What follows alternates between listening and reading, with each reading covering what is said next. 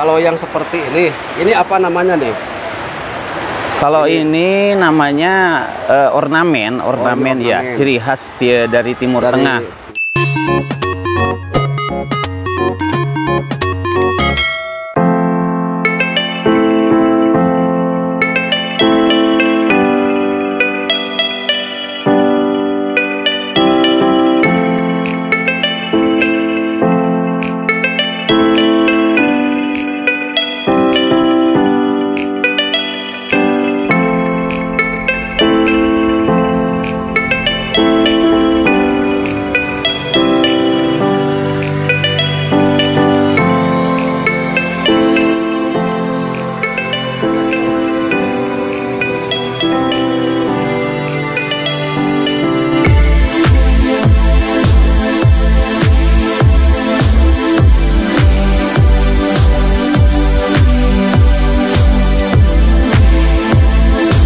Semuanya, assalamualaikum warahmatullahi wabarakatuh.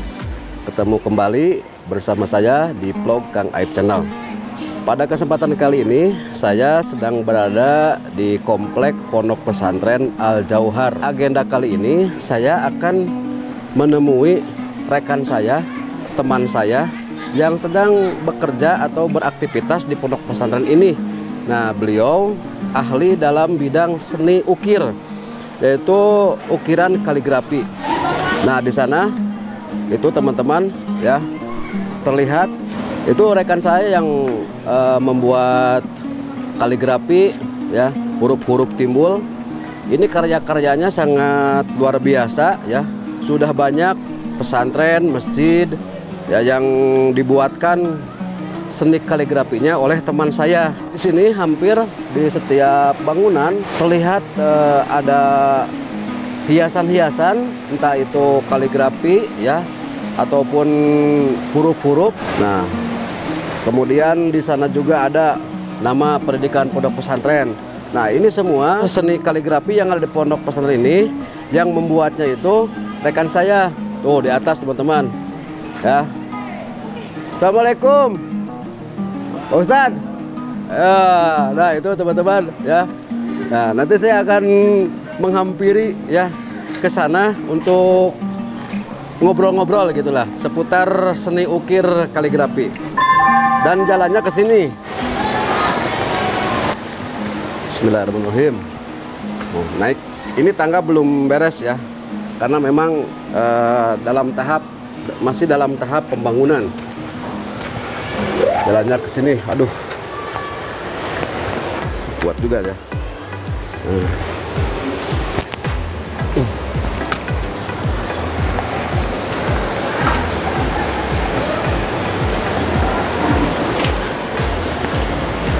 Assalamualaikum Kang. Nah, Kang, sehat Kang? Alhamdulillah Pak. Sudah mal di dia? Bagian mana Kang? Finishing, kaligrafi. Pak Ustadz. Assalamualaikum Kang. Kang sudah mal? Alhamdulillah. Kang bagian finishingnya Kang. Sabar dinten Kang di dia atas damal. Langsung 2 sasi. Oh, atas 2 sasinya. Mangga Kang wilujeng Kang. Tos ngopi tak San? Alhamdulillah. Atos. Alhamdulillah ya. Assalamualaikum Pak Ustadz. Aduh, lagi kerja ya. Mau ke sana tapi takut digubrak Kang.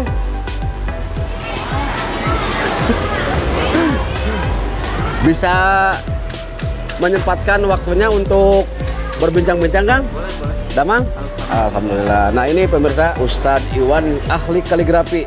Karya-karyanya sudah banyak ya yang diukir oleh tangan mungilnya itu. Kali ini saya alhamdulillah sudah bersama Pak Ustadz Iwan ahli kaligrafi.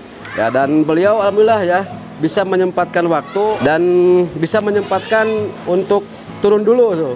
Oh, Pak Ustadz sudah di bawah teman-teman. Saya akan ke bawah dulu ya. Alhamdulillah. Ini pemirsa ya, saya sudah bersama Pak Ustadz Iwan di sini. Gimana Kang, sehat? Alhamdulillah. Alhamdulillah ya. Kembali, Alhamdulillah sehat. Nah, ini Kang, dalam seni ukir kaligrafi ini udah berapa tahun Kang? Kalau untuk mungkin seperti membuat seperti ini mungkin dari mulai di pesantren ini juga sekitar tahun 95. Emang dulunya mondok di sini? Iya, kebetulan saya pesantren di sini juga tahun 95 masuk gitu. Sampai alhamdulillah sampai sekarang masih terus. Itu dulunya itu ada pelajaran khusus di bidang kaligrafi atau otodidak lah gitu? Ya. Mungkin kalau untuk pertama kali dulu otodidak juga waktu masih sekolah. Terus pesantren juga di daerah Depok. Nah, terus saya masuk pesantren untuk formalnya ketika masuk pondok pesantren Al-Johar ini sekitar 5 tahun pesantren. Saya keluar dulu dari pesantren, terus masuk ke lembaga khusus kaligrafi yang ada di Ciputat, Tangerang. Itu namanya LMK, yang dipimpin Ustadz Didin Sirojudin Air. Itu dia yang punya lembaga khusus kaligrafi di Ciputat. Udah daerah mana saja nih yang pesantren atau masjid yang diukir? Alhamdulillah, mungkin dari pertama itu perdana mungkin di masjid pesantren di sini. Terus selanjutnya mungkin di sekitaran Ciamis, Bandung, juga Depok, alhamdulillah, termasuk Kerawang, alhamdulillah. Nah, untuk biaya kalau misalkan mau mengukir masjid atau pesantren, itu hitungannya per meter atau gimana? Kalau biasanya memang kalau untuk membuat kaligrafi itu biasanya ukurannya atau hitungannya itu per meter lari. Jadi cuma meternya saja, jadi per meter lari itu. Jadi nggak meter persegi tapi meter lari disebutnya itu. Selain bahan semen yang dipakai, yang digunakan media gitu ya untuk membuat kaligrafi, apa saja nih? Kalau untuk kaligrafi sama mungkin seperti seni lukis juga, itu bisa berbagai macam. Ada yang dari mulai kanvas, itu kaca juga bisa, triplek. Dan untuk sekarang mungkin yang sering yang saya kerjakan itu seperti ini, dari media tembok gitu, dari bahan itu dari semen ataupun dari spon itu bahan sendal. Sekarang alhamdulillah saya menyelenggarakan kursus untuk sementara mungkin di rumah, itu untuk khusus untuk anak-anak yang sekolah, juga untuk santri biasanya hari Jumat. Juga kebetulan saya juga mengajar di sebagian beberapa sekolah, diantaranya di pesantren Cijantung dan beberapa sekolah di sekitaran Ciamis dan di daerah sini dari Desa Sanding Taman ini. Oh, ngajar gitu ya? Ngajar juga. Nah, tadi kan belum sempat diberitahu ya, harganya itu harga. Oh iya. Per meternya itu berapa? Ya. Kalau untuk per meter itu tergantung kerumitan. Mungkin kalau hanya untuk huruf saja mungkin agak murah. Kalau untuk tingkat kerumitan mungkin saya bisa mematok harga per meternya itu 300.000 ataupun ya bisa sampai bisalah dinego gitu. Ya, per meter aja itu 300.000 ya. Kalau yang seperti ini apa namanya nih? Kalau ini namanya ornamen ya, ciri khas dari Timur Tengah. Ini memang di samping kita belajar membuat huruf, kaidah-kaidah huruf juga, termasuk diantaranya yang menambah keindahan kaligrafi itu, kita harus belajar juga ornamen namanya, seperti ini contohnya. Ini ornamen? Iya, namanya ornamen. Ini pakai cetakan dulu apa gimana langsung? Kalau untuk kembang biasanya memang dikarenakan perlunya simetris, harus sesuai, misalkan dari media yang ini sama yang media yang lain harus sesuai, makanya saya sering memakai cetakan juga gitu. Beda dengan huruf, mungkin kalau huruf tidak perlu dengan cetakan karena kalau memakai cetakan pun harus banyak mungkin. Nah, seperti itu Kang ya? Ya. Itu kan lagi diproses ya? Ya. Dan kursus. Nah, itu kan menunggu kering apa emel-emel gitu istilahnya? Ya. Kalau bahasa Sundanya itu emel-emel, jadi setengah matang, jangan terlalu kering juga jangan terlalu basah. Itu kalau udah mulai agak setengah kering baru kita mulai kita potong-potong itu. Kalau misalkan sekarang ini kan terganggu ya Kang? Ya. Kering umpamanya itu gimana? Dibikin lagi? Ya insya Allah kalau mungkin dikarenakan situasi temboknya basah ya, jadi nggak terlalu cepat kering, bisa lah, nggak masalah. Kecuali memang kalau temboknya sudah mulai keras itu mungkin ya seperti itu bisa dibongkar dulu gitu.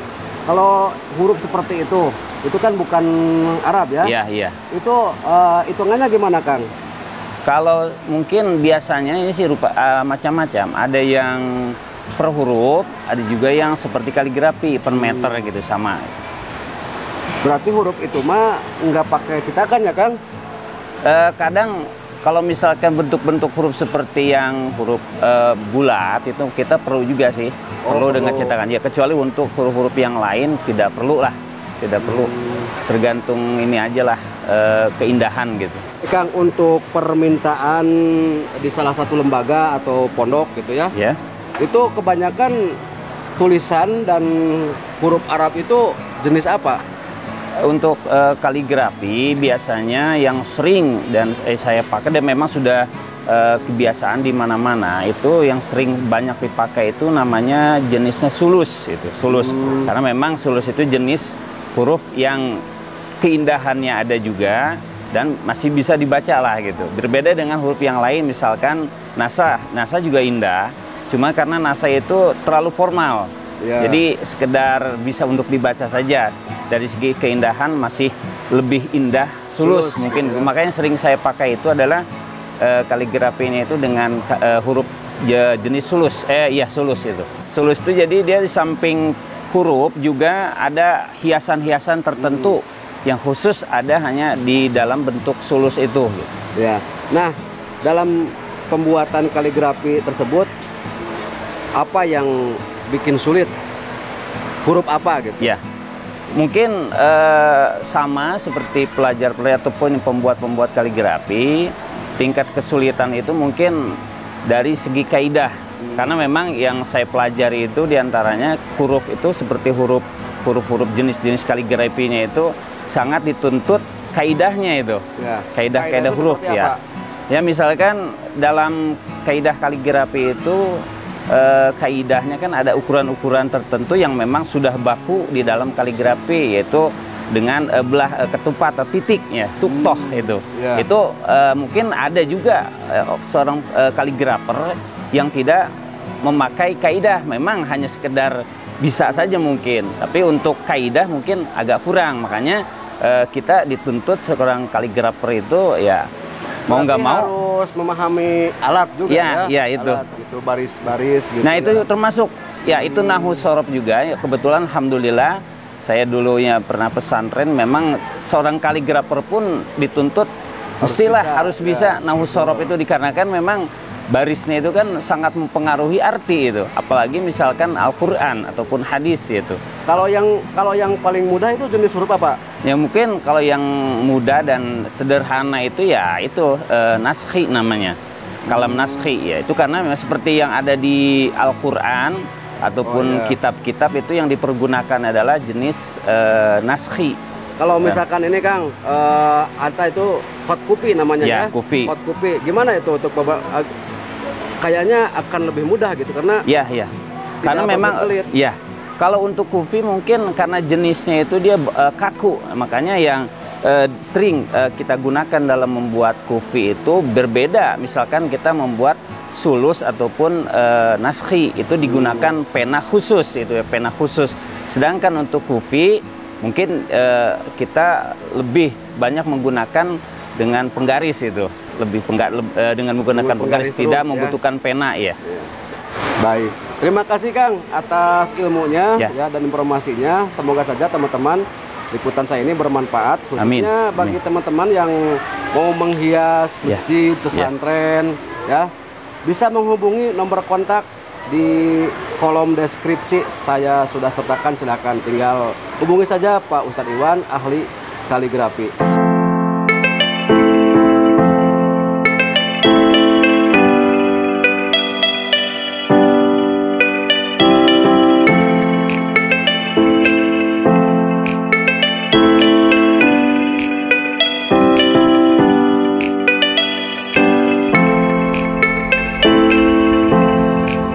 Baik pemirsa, itulah tadi liputan saya di Pondok Pesantren Al Jauhar. Semoga tayangan tersebut bermanfaat bagi teman-teman, sahabat-sahabat di mana saja berada.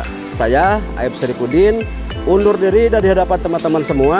Terima kasih atas segala perhatian dan mohon maaf atas segala kekurangan.